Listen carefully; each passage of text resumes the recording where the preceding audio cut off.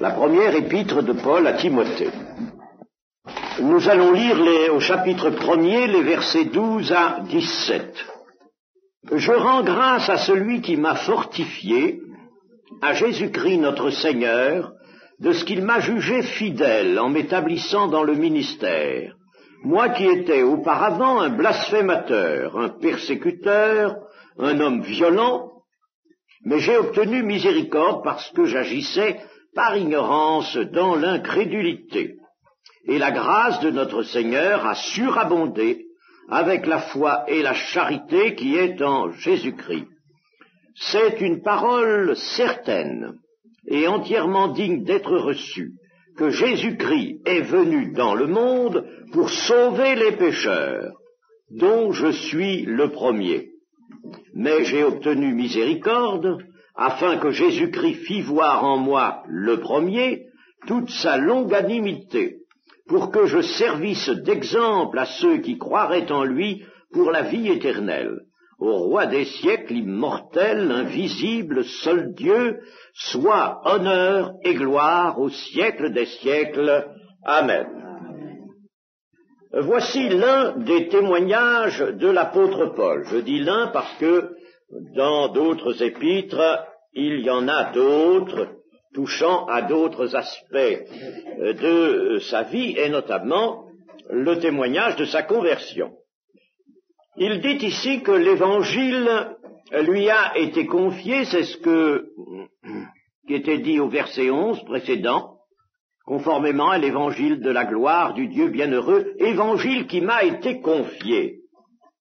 Et Jésus-Christ, en effet, avait établi dans le ministère l'apôtre Paul, celui que nous appelons l'apôtre Paul, Saul de Tarse, le jugeant fidèle, et l'apôtre nous dit que ce jugement de fidélité du Seigneur Jésus s'est concrétisé dans le fait qu'il l'a établi dans le ministère, de ce qu'il m'a jugé fidèle en m'établissant dans le ministère. La fidélité et la foi, vous savez qu'en grec le mot est le même, ne constituent pas un mérite. Et cette fidélité consiste tout simplement à garder la foi. Avec la fidélité, la fin d'une expérience, la fin d'une vie chrétienne doit être comme le commencement de cette vie. La fin doit être comme le commencement. Il ne doit pas y avoir de fléchissement, de régression. La fidélité, donc, ne constitue pas un mérite, elle est la manifestation constante de la foi. C'est très beau, la foi, on en parle souvent, mais, chers amis, il faut penser que si nous parlons de la foi, de la nôtre, eh bien, il faut envisager une foi qui subsiste, une foi qui se maintienne. À quoi servirait une foi qui aurait peut-être été vive pendant un temps, et puis qui sombrerait, ou alors une foi, j'ai vu le cas, n'est-ce pas, une foi qui ne s'exerçait que par des élans, à certains moments, des élans de foi, capables de faire toutes sortes de choses, et puis ça retombait. La fidélité, donc, c'est une foi qui va se maintenir, et le maintien de cette foi va s'attester par les œuvres de la foi, bien entendu.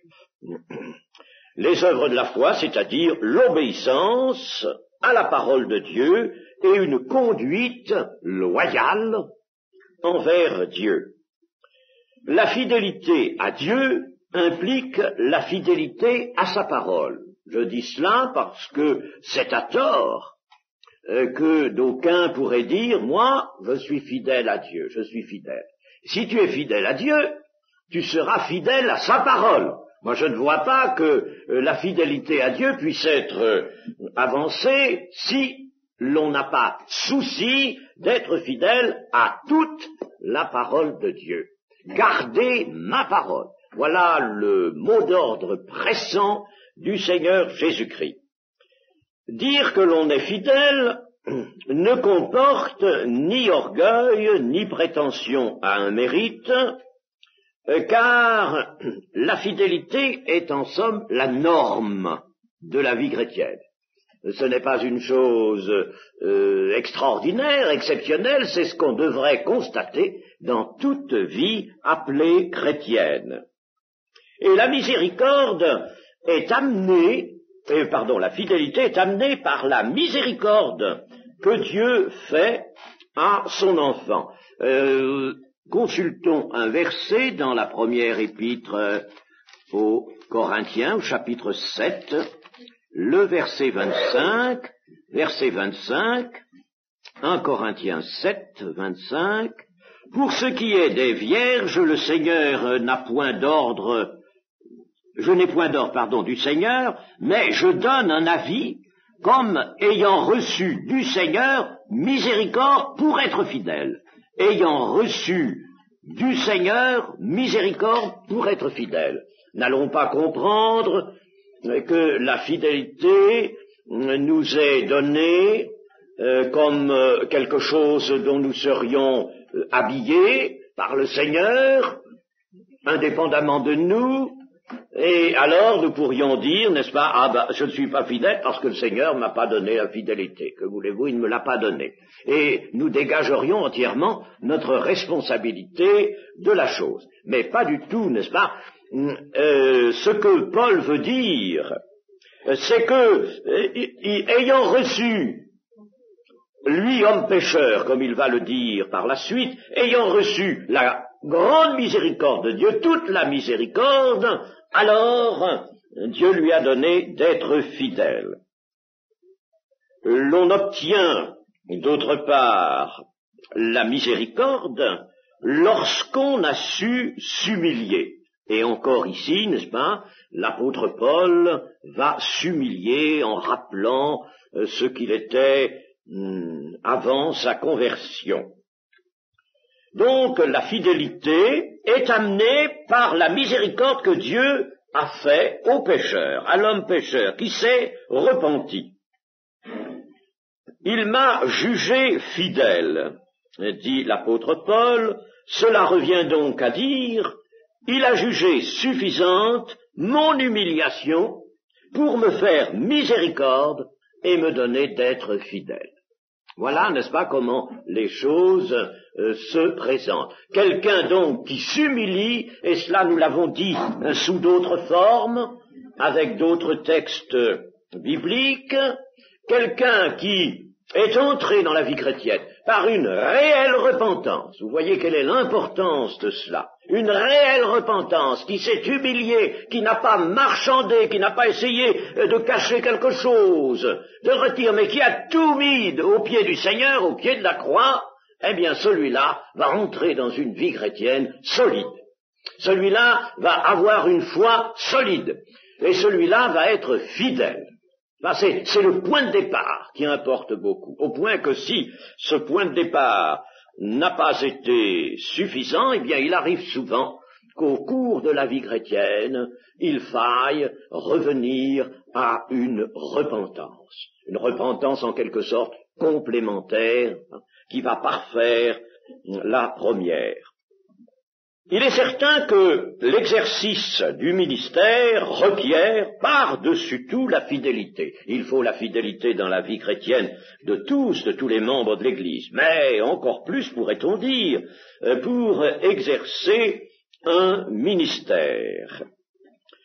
Mieux vaudrait un ministère sans grand développement, mais exercé fidèlement, qu'un ministère brillant et très développé auquel il manquerait à un certain moment la fidélité. Mieux vaut le ministère caché, peut-être modeste, simple, qui est fidèle, celui-là est bien supérieur. Après ce rappel de son établissement dans le ministère, Paul va aussitôt rappeler sa culpabilité devant Dieu avant sa conversion. Et il est difficile de dire beaucoup plus que ce que l'apôtre dit ici de son état avant d'avoir été touché par la grâce. Que dit-il en effet? Moi qui étais auparavant un blasphémateur, un persécuteur, un homme violent. Blasphémateur, nous pourrions dire au passage ce que c'est que le blasphème. Blasphémer vient du terme grec blasphéméine, blasphémer. Paul, manifestement, en disant cela, ne s'accorde aucun ménagement. Un blasphémateur, c'est-à-dire quelqu'un qui proférait ou qui, par ses actes, se rendait coupable, souvent, de blasphème. Vraiment, c'est quelque chose, n'est-ce pas,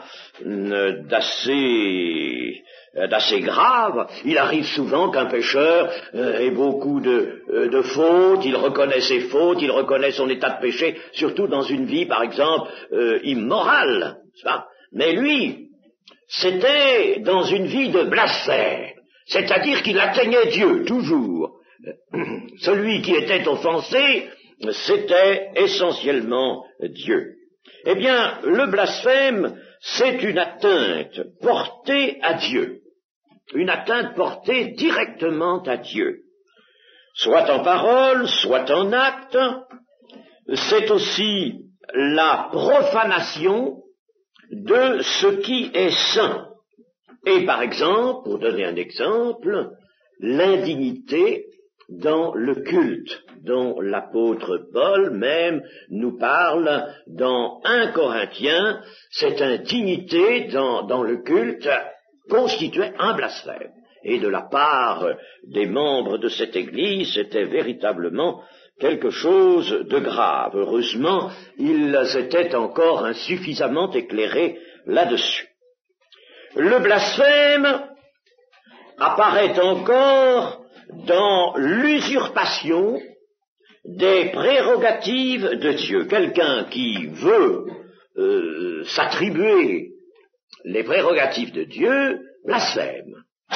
Et par exemple, il y a un blasphème qui peut être très nettement caractérisé dans le fait de juger, car l'épître de Jacques nous dit bien que le jugement appartient à Dieu seul, parce que pour juger, il faut être législateur, il faut pouvoir dire la loi. Or, personne ne peut la dire en dehors de Dieu.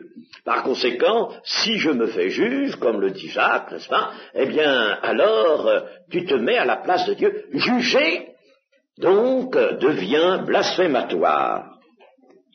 Les adversaires de Jésus, vous savez, l'avaient accusé de blasphème, en ce que, par exemple, Jésus se reconnaissait le pouvoir de pardonner les péchés, en ce que aussi il acceptait les marques de dévotion dues à Dieu seul.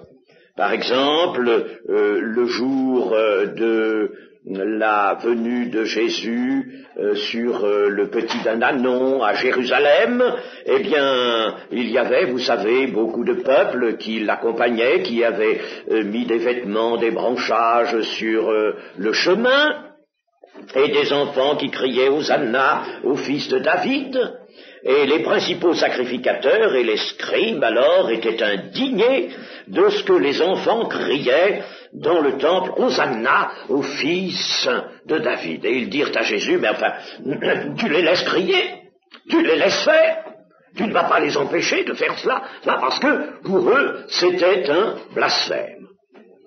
Étant donné que Jésus laissait venir à lui des marques de dévotion, disons même d'adoration, de louange, n'est-ce pas, qui n'étaient dues qu'à Dieu seul.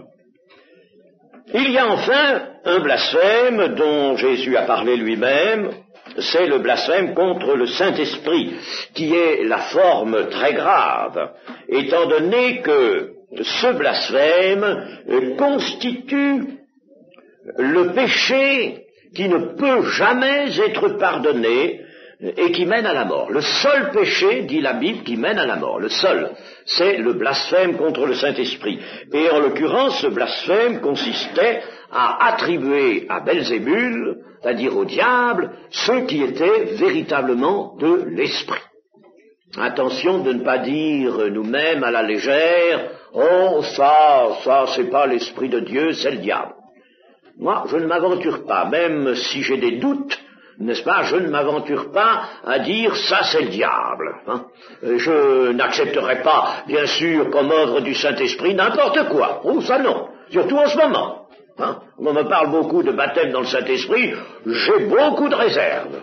Beaucoup de réserves. Je ne reçois pas toutes les affirmations qu'on me donne là-dessus. Mais quand même, n'est-ce pas, ne disons pas, c'est le diable qui fait cela, n'est-ce pas, attention. Attention, cela c'est grave, parce qu'il peut y avoir tout de même, dans ce qu'on appelle, mettons, baptême du Saint-Esprit, peut-être improprement, hein, il peut y avoir tout de même, n'est-ce pas, des manifestations qui soient dues au Saint-Esprit. Il se peut que certaines âmes aient été touchées, reçues une sorte d'onction, n'est-ce pas, du Saint-Esprit. Alors, n'allons pas attribuer cela au diable, malgré toute la prudence que nous voulons observer. Le blasphémateur, sous l'empire de la loi de Moïse, était passible de la peine de mort. Et ce sera le principal motif qui sera retenu contre Jésus. Jésus qui accepte de se dire le Fils de Dieu, qui se dit le Fils de Dieu, qui déclare même devant Caïphe que vous verrez désormais le Fils de l'homme venant sur les nuées du ciel, et puis assis à la droite de Dieu et venant sur les nuées. Alors, qu'avons-nous besoin de plus, n'est-ce pas, dira le souverain sacrificateur, il a blasphémé. Alors, nous pouvons le mettre à mort. Ce sera aussi le motif retenu contre Étienne, premier martyr chrétien, sera mis à mort sous le prétexte de blasphème. Ça n'en était pas un. Vous voyez comme il faut tout de même avoir le jugement, un jugement éclairé par le Saint-Esprit et être soi-même dans la lumière pour accuser quelqu'un de blasphème. Parce que Étienne était loin d'être un blasphémateur. C'était au contraire un homme remarquablement rempli du Saint-Esprit, dont tout le monde donnait un bon témoignage, qui avait une parole magnifique, étant donné qu'il était saisi par le Saint-Esprit. Or, Paul, lui, n'était pas blasphémateur au jugement des Juifs. Les Juifs ne le regardaient pas comme un blasphémateur, il était au contraire l'un des leurs. Il rendait de grands services dans cette persécution contre l'Église. Mais il sera blasphémateur au jugement de Dieu, et lui-même s'en apercevra plus tard. Lorsqu'il sera converti, il verra que tous les actes auxquels il s'était livré inconsidérément constituaient le blasphème. Il se dit persécuteur et homme violent. À cet égard-là, nous pouvons relire dans le livre des Actes, au chapitre 9, les versets 1 à 5. Cependant, Saul, respirant encore la menace et le meurtre contre les disciples du Seigneur, se rendit chez le souverain sacrificateur et lui demanda des lettres pour les synagogues de Damas, afin que, s'il trouvait des partisans de la nouvelle doctrine, hommes ou femmes, il les amenât liés à Jérusalem. Comme il était en chemin et qu'il approchait de Damas, tout à coup, une lumière venant du ciel resplendit autour de lui, il tomba par terre, et il entendit une voix qui lui disait « Saul, Saul, pourquoi me persécutes-tu » Il répondit, dit, « Qui es-tu, Seigneur ?» Et le Seigneur dit, « Je suis Jésus, que tu persécutes. Il te serait dur de regimber contre les aiguillons. Je suis Jésus que tu persécutes. » Il persécutait donc Jésus. En persécutant l'Église, c'est Jésus lui-même que l'on persécute, et cela est, n'est-ce pas, tout à fait dans la ligne de l'enseignement biblique, étant donné que Christ, nous l'avons déjà fait observer, Christ désigne le corps et la tête, c'est-à-dire l'Église et la personne de Jésus qui ne font qu'un. L'Église, la véritable Église, le corps de Christ. Et la personne du Seigneur Jésus qui ne font qu'un. Si on persécute les membres, on persécute tout le corps, et l'on persécute par conséquent la tête, n'est-ce pas? Également, c'est Jésus qui est persécuté. Et quand on pense que maintenant, il y a tant de persécutions dans divers pays, dans les pays de l'Est particulièrement, des persécutions toujours vives, violentes, haineuses, et c'est le Christ qui est là persécuté. Ce qui, d'ailleurs, n'empêche pas l'Église d'exister. N'empêche pas l'Église d'exister. J'ai eu l'occasion, il y a quelques années, d'avoir des chiffres, par exemple, sur la Roumanie, avec le pasteur Odoro Atta, qui est un Roumain à Paris, et qui parle à la radio. Je suis allé dans son studio, où il parle, il émet, enfin il prépare des émissions pour la Roumanie, et il a une grande documentation. Nous avons vu sur les 28 millions d'habitants que compte ce pays, nous avons vu, je n'ai plus les chiffres en tête, la proportion qu'il y avait de croyants évangéliques, nous n'avons pris que cela, baptistes, frères et pentecôtistes. Et la proportion m'avait absolument étonné. Elle était importante, bien plus importante que la proportion que nous pouvons calculer pour la France. Bien plus importante. En Russie, il y a aussi des groupes très importants en Russie, dans cette Russie où pourtant l'Évangile a été si gravement persécuté. Eh bien donc, nous voyons que Paul était cet homme violent, il respirait la menace et le meurtre contre les disciples. Il respirait. C'était en lui, voyez-vous, c'était en lui. C'était son zèle à lui. Il respirait la menace. C'était son zèle. Il ne pouvait pas entendre parler de disciples de Jésus sans tout de suite être prêt, n'est-ce pas, à bondir, à aller les arracher à leur réunion et à les lier pour les mettre en prison. Il respirait. Il a été appelé quelquefois le loup de Benjamin, car il était de la tribu de Benjamin. Le loup de Benjamin. C'était un homme violent. Et alors il rappelle qu'il a obtenu miséricorde. Mais j'ai obtenu miséricorde parce que j'agissais par ignorance dans l'incrédulité. Parce que j'agissais par ignorance. Voilà quelque chose qu'il faut bien noter au passage.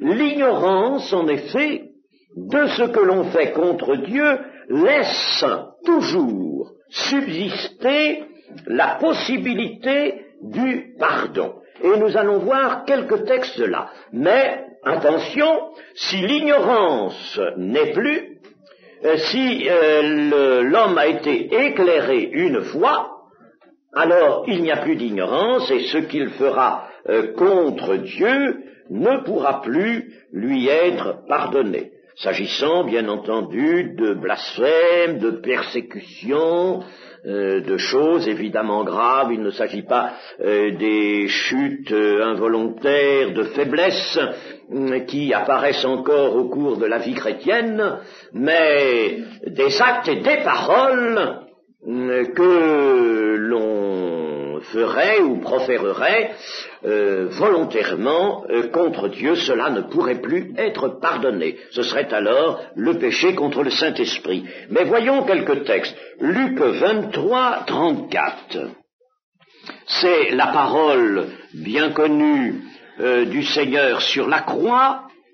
Jésus dit, Père, pardonne-leur, car ils ne savent ce qu'ils font. Voyons maintenant Jean 9, 41. 9, 40 et 41. Quelques pharisiens qui étaient avec lui, ayant entendu ces paroles, lui dirent, nous aussi, sommes-nous aveugles? C'est-à-dire, prétends-tu que nous soyons aveugles? Jésus leur répondit, si vous étiez aveugles, vous n'auriez pas de péché, mais maintenant vous dites, nous voyons, C'est pour cela que votre péché subsiste. Voilà, n'est-ce pas? Si vous dites que vous voyez, si vous dites que vous êtes éclairé, alors attention, votre péché subsiste. Voyons 15, Jean 15, 22. Si je n'étais pas venu et que je ne leur eusse point parlé, ils n'auraient pas de péché. Mais maintenant, ils n'ont aucune excuse de leur péché. Celui qui me hait est aussi mon Père. Si je n'avais pas fait parmi eux des œuvres que nul autre n'a faites, ils n'auraient pas de péché. Mais maintenant, ils les ont vues et ils ont haï et moi et mon Père. Vous voyez là, n'est-ce pas, nous sentons très bien que Jésus situe leur responsabilité, la responsabilité de ceux de ses contemporains qui refusent le témoignage de ses œuvres et ses paroles. Il situe leur responsabilité sur le fait qu'ils ont vu, qu'ils ont entendu, ils n'ont aucune excuse de leur péché. Il ne faut donc pas retomber dans le blasphème après avoir été éclairé, comme nous l'avons vu, je crois, il y a quelque temps dans l'Épître aux Hébreux, il n'y aurait plus alors de pardon, de miséricorde. Et au verset 14, nous revenons à notre épître à Timothée, verset 14, « Et la grâce de notre Seigneur a surabondé avec la foi et la charité qui est en Jésus-Christ. » La grâce a surabondé, c'est-à-dire qu'elle n'est jamais inférieure, même à l'énormité, si vous voulez, d'une vie de péché. Elle n'est jamais insuffisante, inférieure. Il y en a toujours assez pour couvrir entièrement tous les péchés, quels qu'ils soient. Le plus grand pécheur peut toujours trouver assez de grâce, et même plus qu'il n'en faut, pour couvrir ses péchés. Lorsque la grâce de Dieu est donnée, évidemment, par l'amour de Dieu, en réponse à la foi. Vous savez que dans l'épître de Paul aux Romains, au chapitre 5 et au verset 20, nous avons ce fameux mot d'abondance, abonder, ce verbe abonder.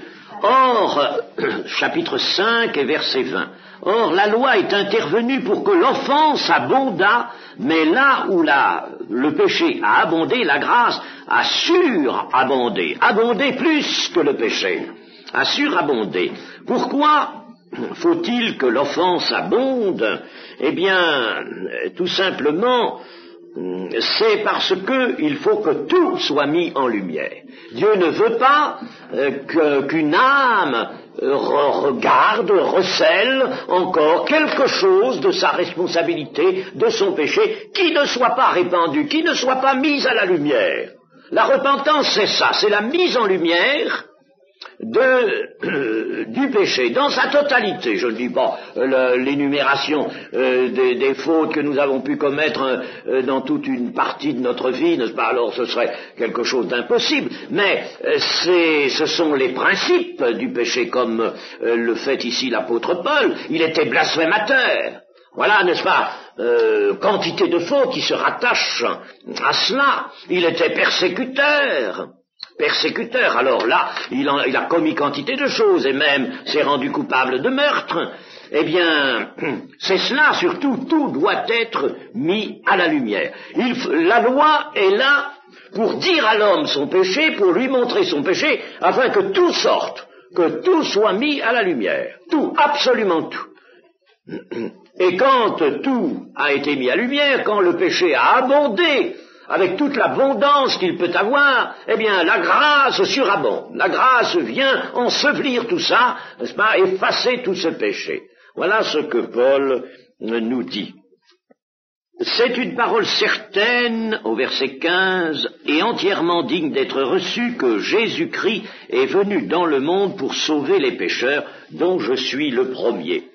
La certitude qui domine et à laquelle il importe que tout pécheur s'attache avec foi, cette certitude, il faut que cela devienne une certitude recueillie par la foi, que Jésus-Christ est venu dans le monde pour sauver les pécheurs, eh bien, Paul se regarde, lui, comme le premier des pécheurs, c'est-à-dire le plus grand, non pas le premier dans l'ordre chronologique, mais le plus grand. Si jamais mesure il pouvait y avoir, eh bien c'est Paul qui serait vu comme le plus grand. Il se range lui-même à la première place des pécheurs. Personne, en somme, aucun pécheur ne pourrait le surpasser.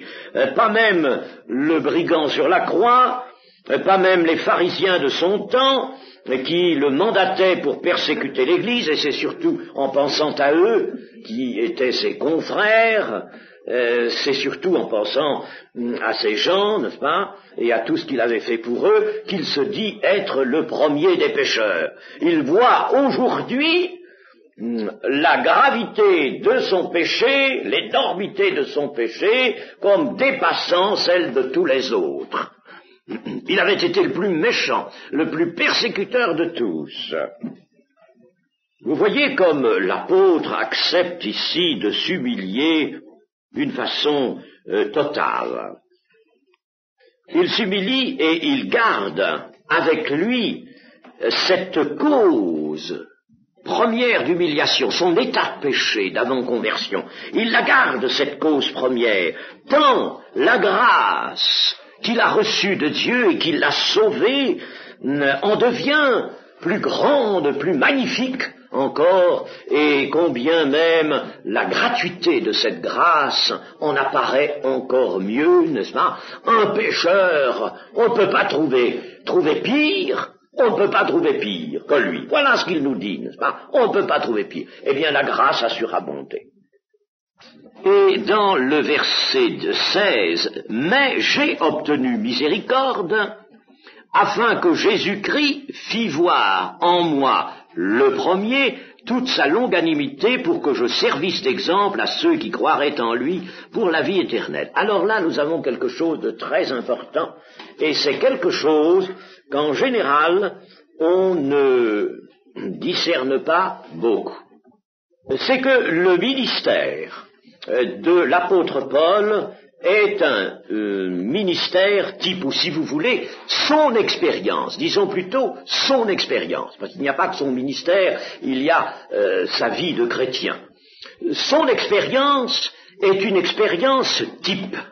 Voyez-vous, il a obtenu miséricorde afin que Jésus-Christ fît voir en moi le premier toute sa longanimité pour que je servisse d'exemple. À qui? À ceux qui croiraient en lui pour la vie éternelle. À ceux qui croiraient en lui, mais à toute l'Église.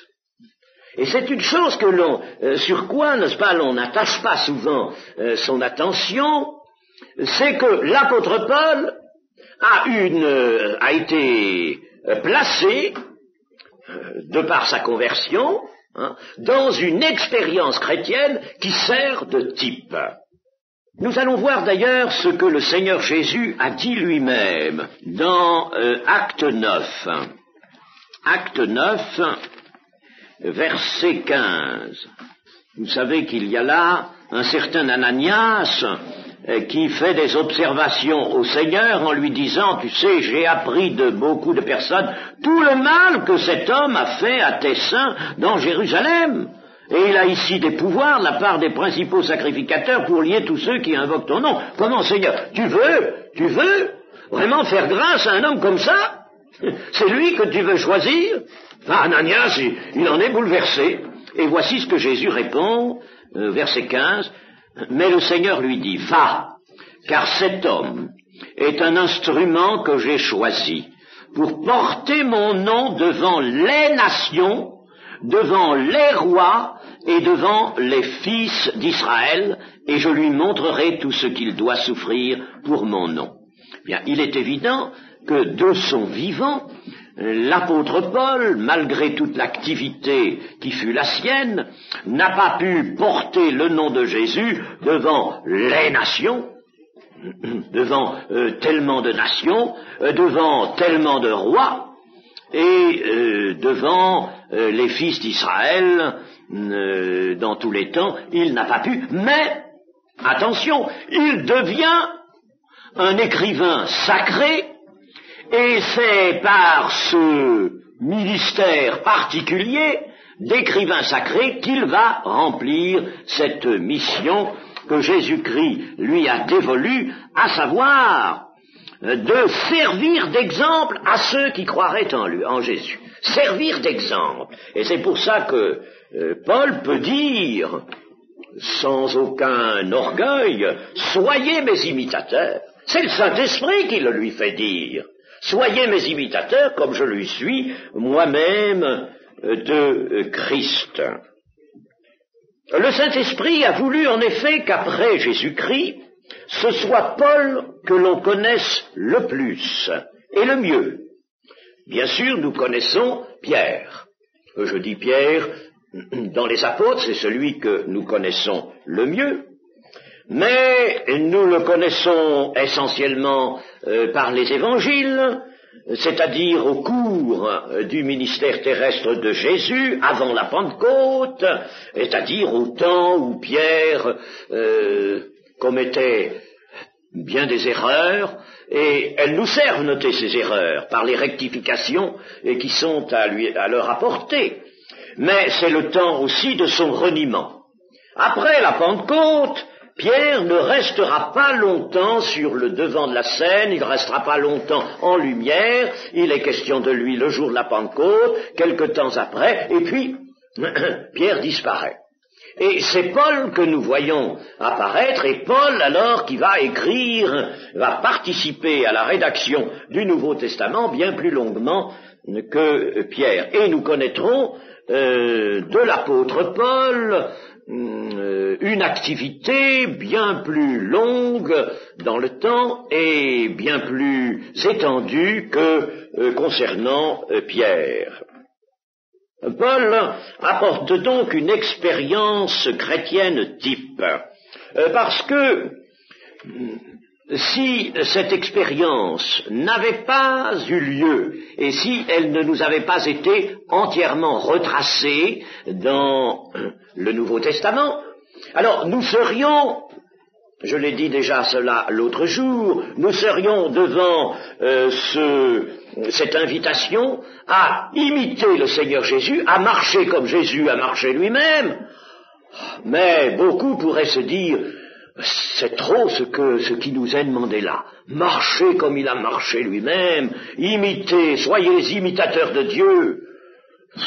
Les imitateurs de Dieu, c'est trop nous demander cela. Et le Seigneur Jésus a prévenu cette pensée-là, et il nous a pris un homme. Il nous a pris un homme qui était lourdement chargé, un persécuteur. Voilà, le premier des pécheurs. Bon, et puis cet homme-là, eh bien, bon, sur la route de Damas, le voici par terre, aveugle. Et c'est lui que le Seigneur va amener à la conversion, et c'est lui qui va entrer dans l'exercice d'un ministère, surtout destiné aux païens, un ministère glorieux. Et le Saint-Esprit a voulu donc que nous connaissions cet apôtre Paul, que l'on appelle apôtre, l'auteur le plus prolixe du Nouveau Testament, et de lui nous connaissons sa conversion, nous connaissons les fruits de son ministère, nous connaissons son origine, rien ne nous est caché, nous connaissons sa vie, connaissons son caractère, nous connaissons son dépouillement, son désintéressement, la nature des mobiles qui l'ont guidé, et nous nous apercevons, si nous réfléchissons à tout ça, si nous lisons, relisons comme on doit le faire avec l'Écriture, nous nous apercevons que tout est chrétien véritablement en lui. Tout est chrétien en lui, tout est chrétien dans sa vie. Les sentiments, nous pouvons connaître, nous pouvons même les analyser, les tristesses, les joies, les espérances. Tout est véritablement chrétien. A-t-il certaines volontés Ses volontés, il sait les soumettre à Dieu. A-t-il des pensées? Ces pensées, il les laisse devant le Saint-Esprit, les porte devant le Saint-Esprit, et il les porte à la lumière du Seigneur. Si bien que dans la vie, parce qu'il y a la vie est très mêlée au ministère de l'apôtre Paul. Si bien que les lettres qui sont devenues certaines, pas toutes absolument, mais celles des lettres de l'apôtre Paul qui sont devenues canoniques et qui par conséquent composent le Nouveau Testament, eh bien, lui ont servi à faire des petites commissions. Quand il dira par exemple, eh bien, apporte-moi le manteau que j'ai laissé là-bas et les quelques livres, hein. Non, mais tout cela a sa valeur. Tout cela est intéressant parce que nous connaissons la vie de l'apôtre Paul. Nous les voyons faiseurs de tentes. Nous le voyons dans l'indigence. Nous le voyons aussi dans l'abondance, comme il dit, n'est-ce pas? Quelquefois, il est dans l'abondance. Enfin, nous connaissons sa vie et nous voyons combien sa vie et son ministère s'imbriquent, sont imbriqués l'un dans l'autre. Tout est pénétré et transformé par l'Évangile. Voilà ce que nous constatons. Tout en exhale le merveilleux parfum, tout en reflète la lumière, tout en manifeste la puissance dans sa prison, dans une prison, là où il est enfermé. Eh bien, il peut dire, je suis enfermé, je suis lié, mais la parole de Dieu n'est pas liée. Et de là, il va remplir encore son ministère d'apôtre, écrire à des églises, et sa parole aura de l'autorité, partant d'un homme qui est en prison.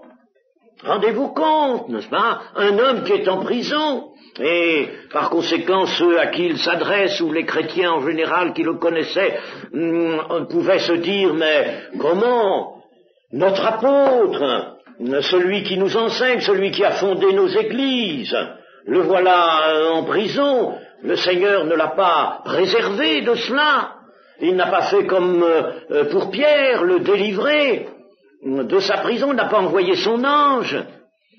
Eh bien non, n'est-ce pas, tout cela, nous le voyons et nous pouvons en retirer la conclusion que dans la vie de Paul, dans l'exercice de son ministère, tout manifeste vraiment l'Évangile et la puissance de l'Évangile, indépendamment des circonstances extérieures. Et puis, sa doctrine est véritablement en accord avec son expérience personnelle, son expérience chrétienne. Sa doctrine est le prolongement de son expérience. Quand il expose la doctrine, il s'y met de temps en temps. Il y mêle de temps à autre des aperçus de sa propre expérience. Parce que la doctrine, c'est pas une doctrine théorique qu'il prêche. C'est une doctrine qui se ressent de sa propre expérience et de la fidélité qu'il apporte lui-même à Jésus-Christ. Alors voilà, n'est-ce pas, pourquoi il dit ici dans cette épître à Timothée, qui, je le rappelle, a été écrite à la fin de sa vie, que Jésus-Christ l'a suscité et l'a converti pour faire voir en lui le premier. C'est en effet, n'est-ce pas, lui le premier qui vit vraiment l'Évangile, qui vit l'Évangile, c'est lui le premier. Faire voir en lui le premier toute la longanimité de Jésus. Et Jésus a voulu qu'il serve d'exemple à tous ceux qui croiraient en lui pour la vie éternelle, c'est-à-dire à toute l'Église. À toute l'Église. Voyez, c'est un ministère particulier que celui de l'apôtre Paul. Pour moi, la vie, c'est le Christ, et la mort m'est un gain. Et cela, il le dit du fond d'un cachot. Jésus, véritablement, a fait de cet homme un exemple. Et c'est pourquoi, n'est-ce pas, Bien à tort, certains petits critiques, j'ai entendu cela quelquefois, vous reprocheraient de trop parler de l'apôtre Paul. Quelqu'un disait une fois, bah oui, mais on en arrive à prêcher l'apôtre Paul plus que Jésus-Christ. Molons donc. Il ne comprenait rien, n'est-ce pas, au fait que si nous montrons l'apôtre Paul autant que nous le pouvons par le moyen de ses épîtres et même du livre des Actes, eh bien, c'est parce que il y a là, dans l'expérience de cet homme, qu'il s'appelle Paul ou autrement, ça n'a pas d'importance, mais il y a là une expérience type que Jésus-Christ précisément place sous nos yeux. Et Jésus-Christ nous dit ainsi, voyez-vous, ça, c'était un homme que j'ai pris au milieu des pécheurs, j'ai même pris le plus grand des pécheurs. Bon, alors vous voyez ce qu'il a fait. Alors et vous, ne pouvez-vous pas le faire aussi? C'est un homme qui l'a fait. Vous voyez que entre moi, votre Seigneur, entre moi, Jésus-Christ, et vous, eh bien, il y a place pour un ministère type, un ministère sur lequel vous pouvez prendre exemple. Et l'apôtre Paul de terminer ici au roi des siècles, immortel, invisible, seul Dieu, soit honneur et gloire au siècle des siècles. Amen. Voilà, n'est-ce pas? Il vient de prononcer vraiment quelque chose de capital, vous voyez, d'important. Il a pu dire, n'est-ce pas, et c'est pour nous qu'il l'a dit aussi, cela, si je vis dans la chair, ce n'est plus moi qui vis, c'est Christ qui vit en moi. Quelle belle parole, n'est-ce pas? Quelle parole magnifique! Nous avions besoin que quelqu'un fasse cette expérience-là dès le début de l'Église, dès la naissance de l'Église, peu de temps après la fondation de l'Église. Nous avions besoin que quelqu'un nous dise cela. Et c'est tellement magnifique ce qu'il dit là qu'il termine en rendant grâce au roi du siècle immortel, invisible, seul Dieu, soit honneur et gloire au siècle des siècles. Amen.